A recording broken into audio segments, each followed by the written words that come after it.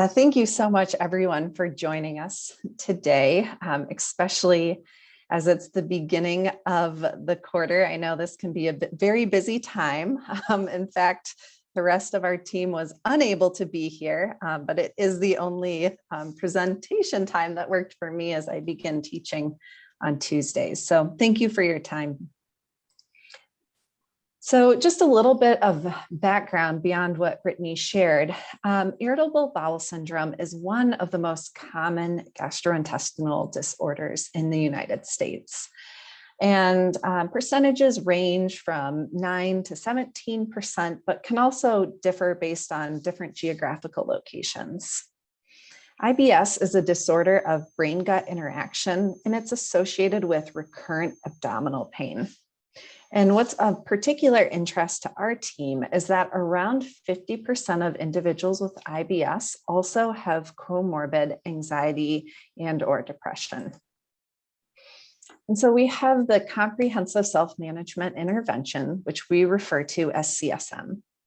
It was initially developed by members of our team, Drs. Rona Levy and Margaret Heickamper and their colleagues, and it has been tested in 3 different randomized control trials. It was initially designed to improve quality of life and reduce abdominal pain, but the intervention has elements of a transdiagnostic framework through also reducing anxiety, depression, and other symptoms. And while we know that the intervention is effective in a randomized controlled trial setting, its contents have been disseminated through a book, but yet uptake of the intervention in clinical practice settings has been limited. Now, the intervention is complex. This image was developed in collaboration with Emily and Alex, and it provides an overview of the intervention. You see that it's 8 weeks long, and each week covers information, skill building, so that's skills that participants learn and practice. And also there's a record keeping component. A main part of this is tracking your symptoms and helping patients identify how they're feeling. Now, the paper workbook of this is around 230 pages. This is of content and tracking forms. And the randomized controlled trial also had hour-long weekly sessions with an advanced practice adult psychiatric nurse practitioner. And so given our knowledge of the intervention complexity, as well as the lack of uptake by patients and providers, we're interested in hearing from patients and providers in terms of how best to refine the intervention.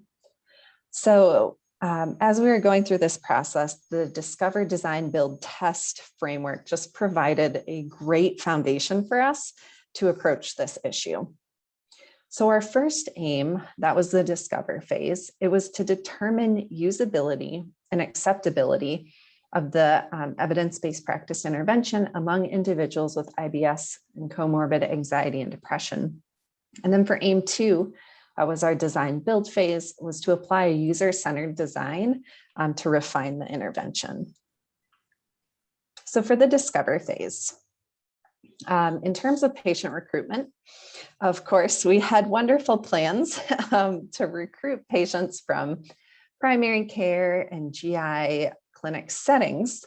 However, as we were beginning recruitment, this of course coincided with the beginning of the COVID-19 pandemic. So what we ended up doing was pivoting to online recruitment. We posted an ad with the University of Washington Institute of Translational Health Sciences, and it's on their online website. And we also recruited through Research Match, which is a national health volunteer registry. Our inclusion criteria was that individuals had to be between the ages of 18 to 70.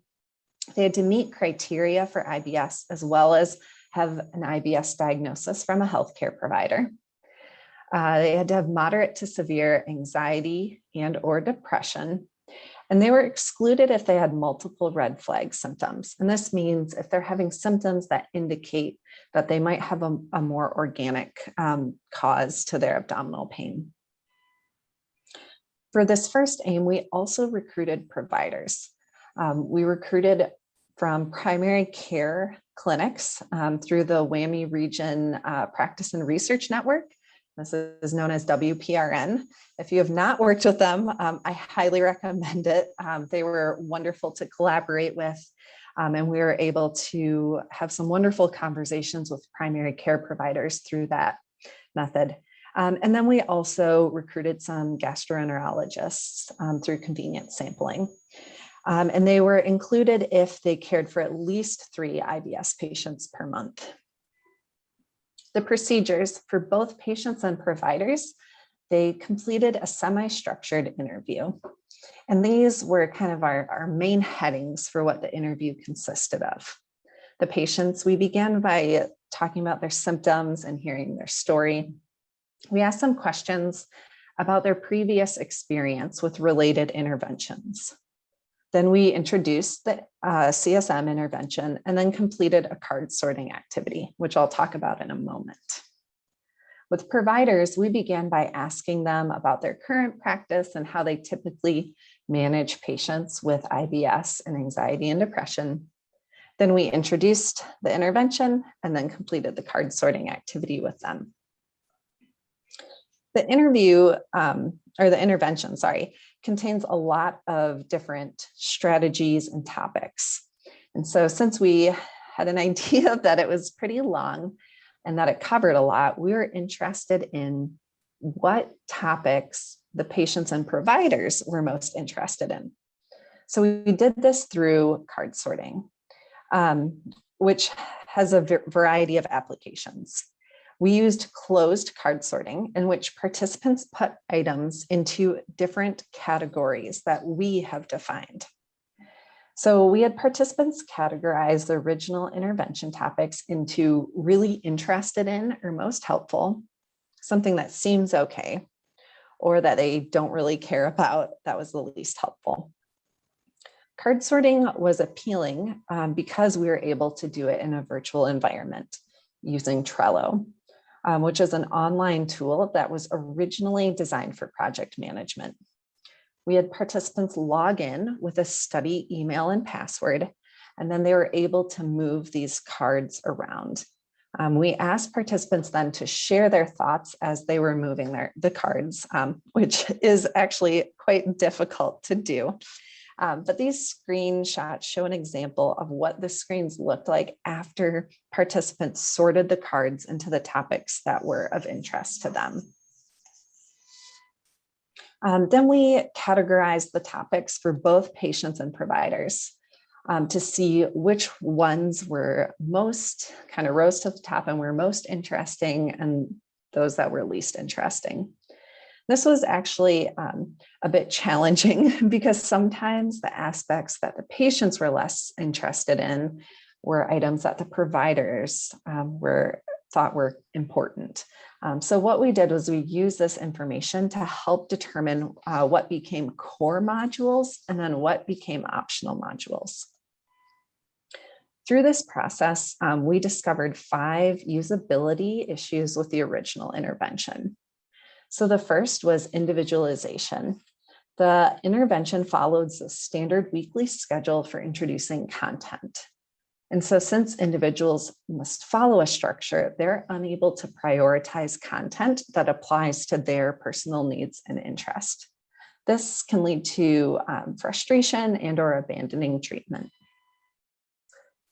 Another item is that the intervention is paper-based. The content was presented as a written workbook and taught during in-person sessions. And because this access then to skill demonstrations was limited to a synchronous approach, the participants were unable to review those demonstrations at their own pace. Check-ins. Again, the intervention was designed for that in-person sessions. So while individuals really appreciated having a knowledgeable professional, they preferred to process the information independently and then have brief check-ins just to see if they absorbed the content or if there was any questions that they had. Additionally, we found that the intervention lacks mechanisms for clinicians to be aware of client progress. So that means that they're unable to notice and adapt when the treatment is unsuccessful for a patient. And then relatedly for delivery, since it was designed for in-person delivery by clinicians, it typically takes much more time than is available during clinical visits. In fact, the clinicians reported limited time available, meaning less than 10 minutes to deliver the content. So the key findings from our discover phase was that patients and providers liked the structure and the accountability of the intervention. Patients were interested in moving through the manual at their own pace, but still having a professional check-in for questions. Patients identified some challenges, including the lack of time to complete the daily assignments, lack of motivation, and other personal individualized obstacles. And for providers, their main challenge was lack of time to do the weekly teaching sessions. So next is the design build phase, and Emily is going to share a bit more about that. Thanks. I'm Emily, for those who don't know. I'm the user research and design lead for the ALACRITY Center, and we work closely with Kendra on this project. If you could just go to the next slide. So based on the usability issues that were uncovered in the discover phase, we created these design goals. We wanted to reduce the face-to-face time required by the providers in order to increase the likelihood that the intervention would actually be incorporated into their practice. Overall, we wanted to make the content of the intervention more digestible to improve uptake and reach. And we wanted to make the tracking that's asked of the patients for food, sleep, and symptoms at various points during the intervention easier to do. And overall, we wanted to create content that summarized the patient's behavior in order for them to get insights and also to communicate better with their providers when they meet. Next slide. So we decided that we were going to take the intervention and the 250-page manual and develop an app that would then be able to be with the patient, particularly for the tracking. We thought this would be a really great use of an app because we know they could be anywhere when they're eating something or experiencing a symptom. So for our requirements for designing the app, we wanted it to onboard the user to the intervention. We hope to simplify the content and really focus on making learning the skills and tracking easier, and also provide insights and data about the relationship between the user's behavior and symptoms. And finally, keep motivating the user to actually use it for the length of the intervention, since we know a lot of interventions over time are dropped because they're inconvenient or just not engaging enough. Next slide. So as part of our design activities, we used a tool called Miro. It's an online collaborative digital whiteboard that we use for many activities. Right here, we're looking at it from very far away, as you can see, because I wanted to show you how expansive it can be. If you're not familiar with Miro, you can always learn about it more from a video we have up on the ALACRITY website under the resources tab. It's called Visual Tools for Collaboration. But here, I know you can't see specifically anything we've got going on, but I want to show you what sorts of things we used it to work on. So on the left here, you can see we imported all the content from the original manual, and we began editing it, making comments. One of the things we really tried to do was look for graphics and videos that we could substitute paragraphs with, so that it wouldn't be as heavy a read, and just for variety's sake. In the top middle, you can see we collected examples of similar apps as inspiration for the look and feel of our app. Down at the bottom middle, we're working on the information architecture, thinking about the different tasks that the app needs to be able to do and working out the task flow. And then on the right, we were playing around with the different modules and content based on what Kendra said about certain apps being more important or popular than others. We developed a core content and then came up with modules that were going to be optional.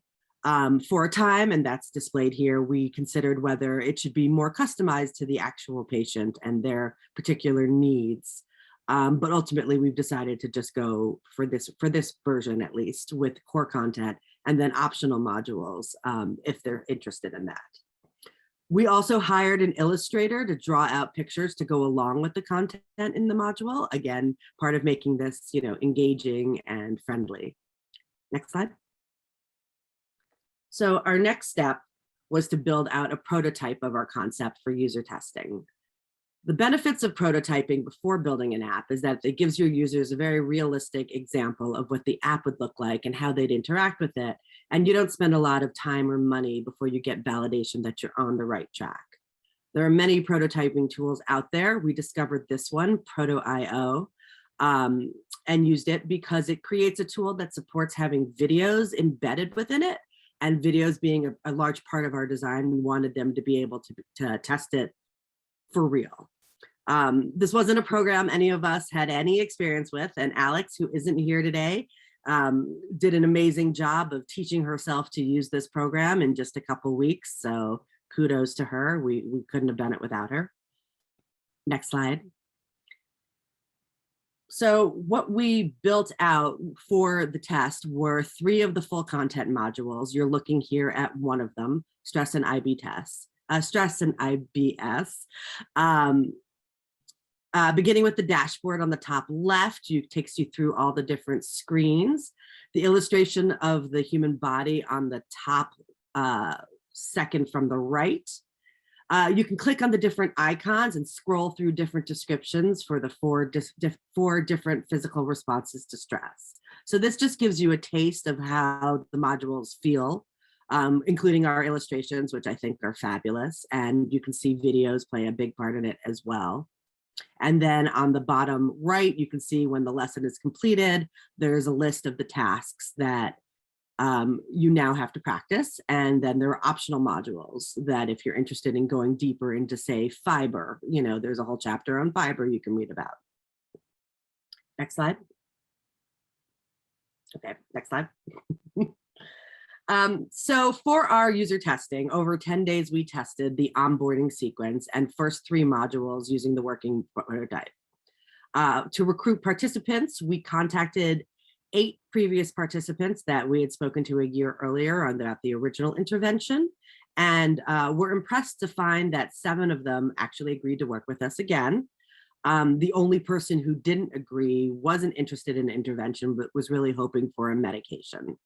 So in addition to those original 7, we also recruited an 8th participant from word or mouth who met our needs of hearing from somebody else who was male and relatively new in their IBS journey. And so over the course of 10 days, we had them complete reading the module. Well, for the first case, they did the onboarding and module 1 together. And then we sent them a short survey to fill out about that experience. They practiced the skills for 2 days. Now, in the real intervention, people are going to practice skills for a week before getting the next module, but we just wanted to give them a taste so that they could discuss how likely it was that this type of activity would fit into their daily life. So they practiced for 2 days, then they completed another module, another short survey, and then practiced again for 2. And then we completed it with an exit interview at the end where we discussed everything and also were able to show them some of the screens that they might not have interacted with on their own. Next slide. So there are 4 onboarding screens that the patient sees when they first log into the app that we got feedback on. Its job is to let the patients know what they can expect from the app and from the intervention. Basically, how it all works, why they should use it. That its purpose is to give them an array of tools to try and see what works for them. By testing out the onboarding process, which includes getting a baseline of symptoms, we were able to see what points needed additional clarity and refine our language. Next slide. When we asked users about the content, 2 things came up for us to revisit. We needed to emphasize why each module is beneficial for understanding IBS and managing symptoms. This was especially true for modules that covered content that seemed redundant to people who had been dealing with IBS for a long time. They wanted to know why is this relevant, Additionally, we need to look at pacing the users. Some of the more seasoned IBS patients who had been dealing with this issue for some cases decades, wanted modules to be unlocked so that they could skip ahead or jump straight to modules that interested them. As you can see, we've designed it so that you progress one to the next in order. We did this because we didn't want people rushing through without practicing the skills that they learned. And we also didn't want people skipping over topics that they may think are not relevant to them without actually knowing what is fully covered in the module. This is something we're still open for and may change in future versions, but once we've collected data about the efficacy of this redesign intervention, all in all. But overall, users were more engaged by the content and liked the length of the modules. Next slide. We asked patients 2 scaled questions specifically about engagement. The first, how useful they felt it would be for managing IBS and the symptoms, and the second, how interested would you be in using an intervention like this? As you can see, we have improved both scores, the second one almost by a point, which is pretty exciting. We've been calling the app IBS Wizard. It was not universally appreciated. And so if anyone here has any suggestions of a new name for what this app should be, we are all ears. Please share with us. Next slide.